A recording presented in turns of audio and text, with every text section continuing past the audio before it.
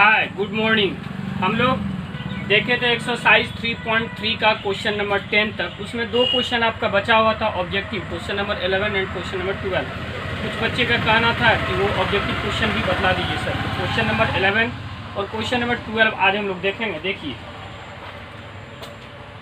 Question number 11, if A B are symmetric matrices of same order then A B minus B A is A और B दो matrix आपका given है, जो दोनों matrix आपका symmetric matrix है और दोनों मैट्रिक्स आपका सेम ऑर्डर का है। सेम ऑर्डर का मतलब हो गया कि अगर मैट्रिक्स ए 2/2 ऑर्डर का है तो मैट्रिक्स बी भी 2/2 ऑर्डर का हो जाएगा। और सिमेट्रिक्स का मतलब हो गया कि ए का जो ट्रांसपोज होगा वो ए के बराबर होगा और बी का जो ट्रांसपोज होगा वो बी के बराबर होगा।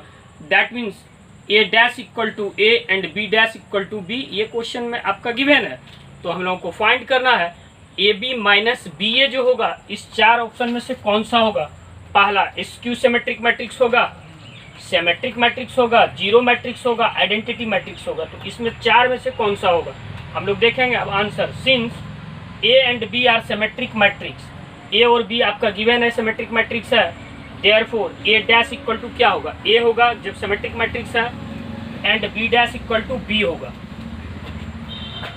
हम लोगों को एक प्रॉपर्टीज पता है कि ए माइनस बी का whole dash equal to A dash minus B dash होता है।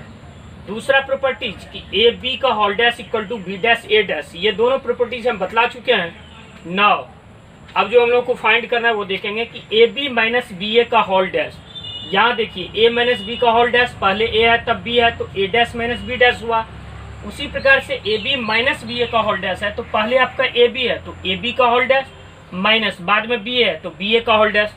फिर हम लोग देखेंगे कि ए बी का whole dash equal to B dash A dash है। प्रोडक्ट में क्या होता है, जो बाद में होता है वो पहले आ जाता है, जो पहले है वो बाद में हो जाएगा। तो ए बी का होल डैश में बाद में क्या है बी, तो बी डैश ए डैश है, माइनस बी ए में बाद में क्या है ए, तो पहले ए डैश तब B dash.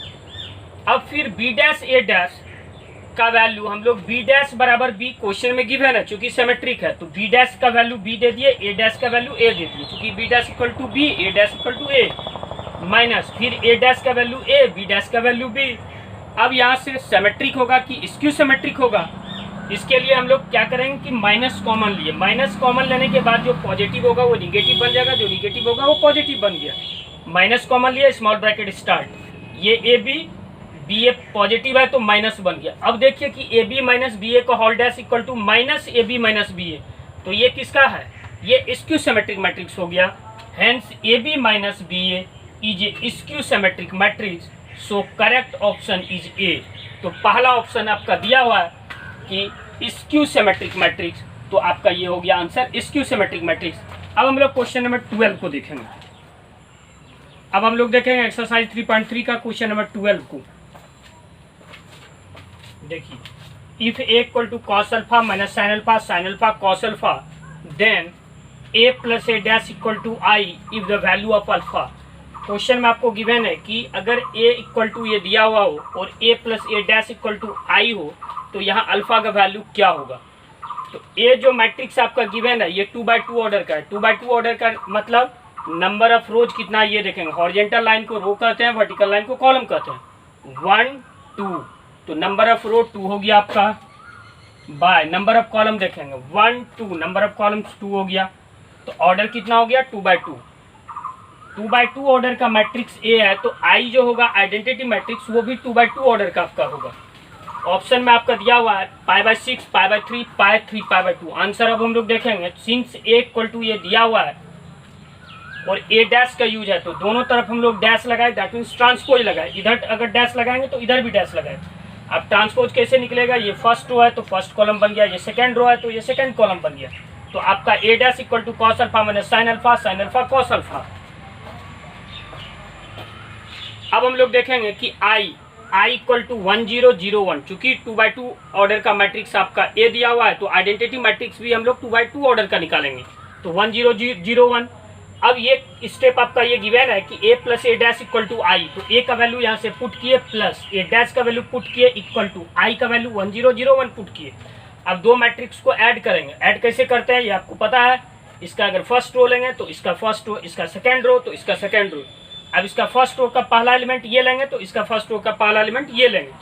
Cos alpha plus cos alpha लिखे हैं, minus sine alpha plus sine alpha, फिर साइन इसका नीचे आएंगे तो इसका भी नीचे, तब यहाँ भी नीचे आ जाएंगे, that means second row sine alpha minus sine alpha cos alpha plus cos alpha equal to 1001।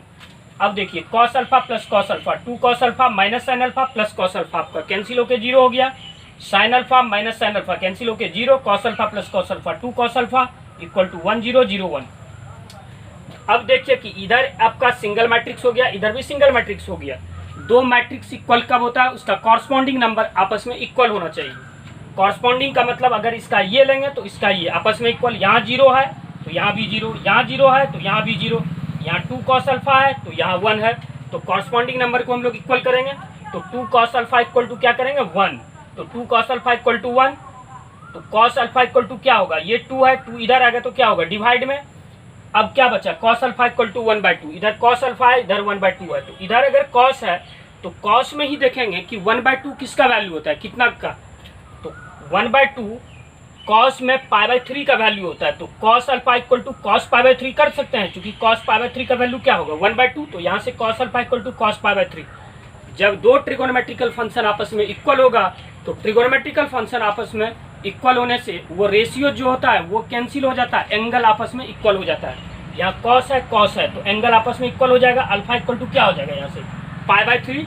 अब देखेंगे कि अल्फा इक्वल टू π/3 कोई ऑप्शन है आपका क्वेश्चन में, तो क्वेश्चन में दिया हुआ है बी में दिया हुआ है आपका, तो so correct option is B, तो इसका आंसर आपका बी हो जाएगा। अब हम लोग देखेंगे कुछ बच्चे का कहना था कि एक्सरसाइज 3.2 का क्वेश्चन नंबर 21 और 22 के बारे में बतलाने के लिए, तो आज हम लोग देखेंगे अब 21 नंबर क्वेश्चन पहले, इसके बाद 22 नंबर क्वेश्चन 3.2 का। अब हम लोग देखेंगे एक्सरसाइज 3.2 का क्वेश्चन नंबर 21 और 22। हम क्वेश्चन नंबर 20 तक बतलाए थे, तो कुछ बच्चे का कहना था कि सर ऑब्जेक्टिव क्वेश्चन 21 और 22 भी बतला दीजिए, तो आज हम देखेंगे क्वेश्चन नंबर 21 पहले, तब देखेंगे क्वेश्चन नंबर 22। देखिए एक्सरसाइज 3.2 का, assume x, y, z, w and p are matrices of order this and this respectively। Respectively का मतलब हो गया यहाँ कि इसमें x, y, z, w और p में पहले x है और ऑर्डर के बाद फर्स्ट में आपका 2/n है, तो x का ऑर्डर 2/n हो गया, फिर सेकेंड यहाँ है y तो सेकेंड ये है तो y का ऑर्डर 3/k हो गया, थर्ड में z है तो थर्ड में ये 2/p है तो z का ऑर्डर 2/p हो गया, उसी प्रकार w का ऑर्डर n/3 हो गया, p का ऑर्डर आपका p/k हो गया। तब हम लोग को फाइंड करना है, देखिए choose the correct answer in exercise 21 and 22। Exercise का मतलब क्वेश्चन नंबर 21 एंड 22। क्वेश्चन नंबर 21 में है ये जो दिया हुआ है, the restriction on nk and p so that py plus wy will be defined are. ये बोलता है कि py प्लस wy जो होगा उसका डिफाइंड कब होगा, py प्लस wy जब k equal to 3 p equal to n होगा। बी में दिया हुआ है k is arbitrary, p equal to 2। Arbitrary का मतलब हो गया कि k हम लोग कोई कांस्टेंट लिए, वो अपने मन से स्वेच्छाकृत, इसका हिंदी होता है कि अपने मन से कोई भी k का वैल्यू जो होगा क्या k is arbitrary comma p equal to 2। C number में p is arbitrary comma k equal to 3, D में k equal to 2 p equal to 3। फिर क्वेश्चन नंबर 22 में है, इसी का 22 में, if n equal to p then the order of matrix 7x minus 5z। 7x minus 5z का क्या होगा p/2 2/n n/3 p/n, ये ऑर्डर है, तो इसका ऑर्डर क्या होगा। हम लोग आंसर में पहले ऑर्डर लिख लेंगे, ऑर्डर ऑफ x पहले भी बतला चुके हैं कि x का ऑर्डर क्या है 2/n, उसी प्रकार y का ऑर्डर आपका दिया हुआ है 3/k, order of z equal to 2/p, order of w equal to n/3, order of p equal to p/k। इतना करने के बाद पहला क्वेश्चन है 21 कि py प्लस wy का ऑर्डर क्या होगा। तो py में सबसे पहले हम लोग देखेंगे कि इसमें py प्लस wy में पहले py होता है, तो p और y के बीच प्रोडक्ट का साइन है, तो दो मैट्रिक्स का प्रोडक्ट कैसे संभव होता है वो हम लोग पहले देखेंगे। हम लोग क्वेश्चन नंबर 21 में X Y Z W and P का ऑर्डर लिख चुके थे। अब हम लोग देखेंगे उसके आगे हम लोग को फाइंड करना था P Y plus W Y. तो P Y will be defined, P और वाई के बीच कुछ नहीं है, दैट मीन्स प्रोडक्ट का साइन है। तो पी वाई दो मैट्रिक्स का प्रोडक्ट कैसे संभव होता है ये देखेंगे। P Y will be defined if P Y में बाद में क्या आपका वाई है, तो number of rows in Y equal to number of columns in P. P Y Y बाद में है, पी पहले है, तो वाई के पास जितना नंबर ऑफ रोज होना चाहिए पी के पास उतना ही नंबर ऑफ कॉलम्स होना चाहिए। तो वाई का जो हम लोग ऑर्डर देखेंगे तो उसमें नंबर ऑफ रोज जो है वाई के पास 3 है और नंबर ऑफ कॉलम्स जो है पी के पास वो के है। ऑर्डर से हम लोग निकाले तो 3 इक्वल टू के, देयरफॉर के इक्वल टू आपका क्या आया 3। अब हम लोग देखेंगे कि ऑर्डर कैसे निकालते हैं। तो ये तो आपका रिलेशन हो गया के इक्वल टू 3। अब पी का ऑर्डर दिया हुआ है पी बाई के और वाई का ऑर्डर दिया हुआ है 3 बाई के। तो ऑर्डर अलग अलग हम लोग पहले लिख लेंगे। पी और वाई का ऑर्डर हम लोग लिख लिए, पी का ऑर्डर पी बाई के, वाई का ऑर्डर 3 बाई के। लेकिन ये दोनों मैट्रिक्स को जब हम लोग प्रोडक्ट करेंगे तो पी वाई जो आएगा, पी वाई का ऑर्डर कैसे आएगा, हम बतलाए थे कि पी वाई का ऑर्डर निकालने के लिए हम लोग क्या करेंगे कि इसका क्रॉस इस टाइप से ये आपका हट जाता है। तो जो प्रोडक्ट पी वाई आया उसका नया जो ऑर्डर आएगा वो इसमें पी बचा, इसमें के बचा, तो पी बाई के। तो पी वाई का ऑर्डर आपका क्या आ गया पी बाई के, और के का वैल्यू यहाँ से आपका 3 आया। अब दूसरा है कि P Y plus W Y है। तो अब डब्ल्यू वाई के बारे में देखेंगे। Now W Y will be defined, same condition कि डब्ल्यू वाई का प्रोडक्ट कैसे संभव होता है। तो बाद में वाई है तो वाई के पास number of rows equal to W के पास नंबर ऑफ कॉलम, आपस में इक्वल होना चाहिए। तो वाई का ऑर्डर आपका देखिए कि 3 बाई के है, तो वाई का ऑर्डर 3 बाई के है, तो यहाँ रोज कितना हो गया 3, तो 3। फिर डब्ल्यू का ऑर्डर में भी, तो डब्ल्यू में नंबर ऑफ कॉलम जो है वो 3 है, तो 3 इक्वल टू 3 आ गया।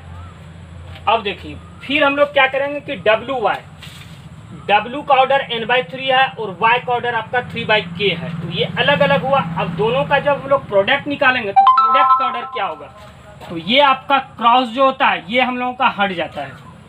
तो आपका क्या बचा देखिए डब्ल्यू वाई, तो यहाँ क्या बचा n, अब बाय यहाँ क्या बचा के। तो डब्ल्यू वाई का ऑर्डर आपका क्या आ गया n बाई के, और पी वाई का ऑर्डर हम लोगों का क्या आया था पी बाई के, और डब्ल्यू वाई का ऑर्डर n बाई के आया। अब P Y plus W Y दो मैट्रिक्स को हम लोग जब ऐड करते हैं तो ऐड का कंडीशन, पहला कंडीशन होता है कि दोनों मैट्रिक्स का ऑर्डर सेम होना चाहिए। तो पी वाई का ऑर्डर आपका पी बाई के आया और डब्ल्यू वाई का ऑर्डर आपका n बाई के आया। तो P Y plus W Y is defined if order of P Y, तो पी वाई का order equal to order of W Y. तो पी वाई का ऑर्डर तो हम लोगों का पी बाई के आया था equal to order of W Y का ऑर्डर क्या हुआ n बाई के। यहाँ से n और n हम लोगों का कैंसिल हो जाएगा, तो आपका क्या बचा इधर p, इधर क्या बचा n, तो p इक्वल टू क्या आया आपका n आया 10, k का वैल्यू हम लोगों का 3 आया था एंड p इक्वल टू क्या आया आपका n। Hence correct option is A में ये ऑप्शन दिया हुआ है k equal to 3 and p equal to n। आपका ये फाइनल आंसर 21 का हुआ। अब हम लोग देखेंगे 22 नंबर क्वेश्चन इसी का। अब हम लोग क्वेश्चन नंबर 22 देखेंगे इसी का। देखिए हम लोग को फाइंड करना था कि 7x माइनस 5z का ऑर्डर, तो order of 7x minus 5z, 7x minus 5z, तो ये तो आपका कांस्टेंट 7 हो गया, ये कांस्टेंट। तो x का पहले हम लोग ऑर्डर निकालेंगे। तो order of x equal to दिया हुआ है 2 बाई n, तो जितना x का ऑर्डर होगा उतना ही 7x का होगा, क्योंकि 7 से उसमें कांस्टेंट से हम लोग मल्टीप्लाई कर रहे हैं। तो order of 7x is also equal to 2 by n। अब आपका है कि 5z, पहले हम लोग z का ऑर्डर निकालेंगे। Order of z equal to 2 by p, तो order of 5z is also equal to 2 by p। 2 by p का वैल्यू हम लोग n पुट किए हैं, चूंकि क्वेश्चन नंबर 22 का गिवन है कि p इक्वल टू n, तो p के जगह हम लोग n पुट कर दिए। Now 7x minus 5z is also defined, ये 7x और ये 5z दो मैट्रिक्स का सब्ट्रैक्शन कैसे होता है, दोनों का जिस प्रकार से हम लोग एडिशन करते हैं उसी प्रकार से सब्ट्रैक्शन करते हैं कि दोनों का ऑर्डर सेम होना चाहिए। 7x माइनस 5z तो 7x का जो ऑर्डर होगा वही ऑर्डर आपका 5z का होना चाहिए, तब दोनों मैट्रिक्स सब्ट्रैक्ट होगा। तो order of 7x equal to order of 5z, तो ऑर्डर ऑफ 7x हम लोग का निकल चुका है 2/n equal to order of 5z हम लोग का निकल चुका है 2/n, तो दोनों ऑर्डर आपका सेम हो गया।